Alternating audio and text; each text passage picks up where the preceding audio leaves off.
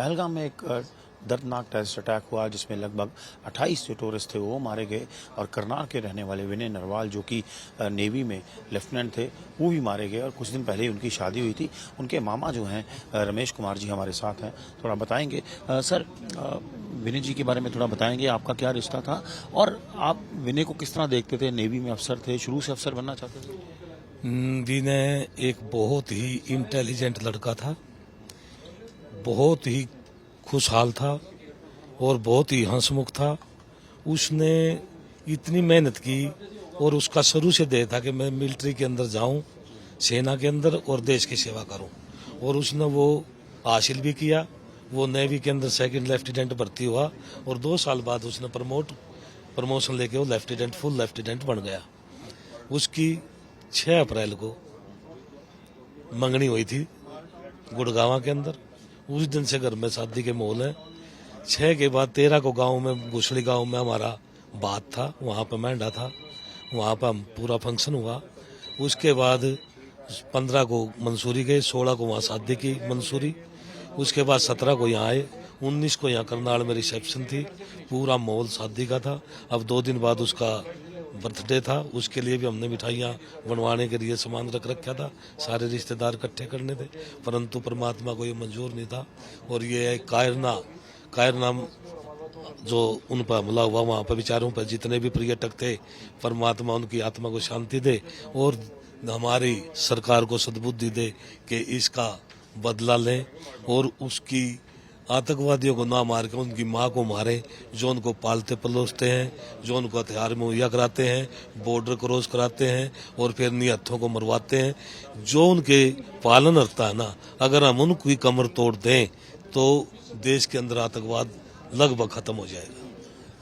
आप बता रहे थे कि पहलगाम गए वो हनीमून के लिए, लेकिन कहीं और जाना चाहते थे शायद। उन्होंने जाना था स्विट्जरलैंड, परंतु वहाँ का वीजा नहीं लगा, इसलिए उन्होंने सोचा चल छुट्टियां हैं, जब वो वीजा लग जाएगा वहाँ चले जाएंगे।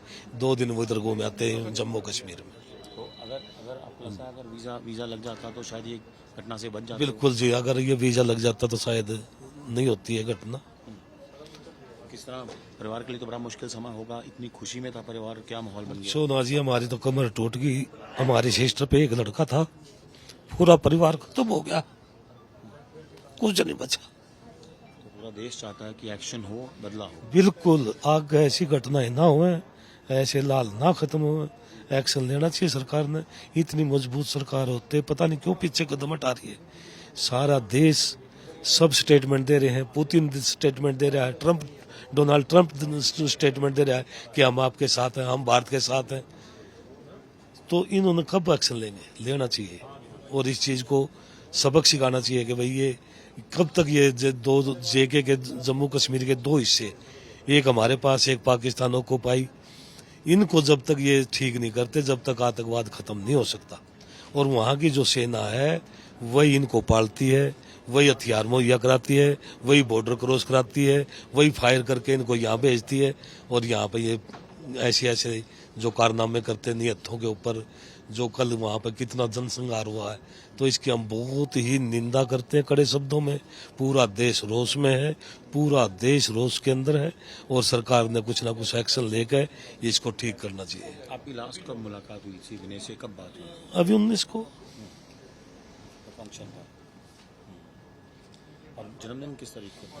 अभी 2 दिन बाद था, परसों। आप देख सकते हैं भी कितना जो है दुख है परिवार के अंदर, क्योंकि एक नौजवान था विनय नरवाल जिसको खो दिया है इन्होंने। कुछ दिन पहले शादी हुई थी, हनीमून के लिए गए थे, 2 दिन बाद जन्मदिन था और बड़ी बात ट्रेजेडी जैसे इतनी ज़्यादा हुई। और परिवार का ये भी मानना है कि वो स्विट्ज़रलैंड जाना चाहते थे, वीज़ा नहीं मिला तो पहलगाम चले गए, वहाँ ये घटना हुई। सो जिस तरह आपको पता है कि पूरा देश इस वक्त गुस्से में है, उसी तरह परिवार भी गुस्से में है और चाहता है कि सरकार एक टफ एक्शन ले पाकिस्तान के खिलाफ।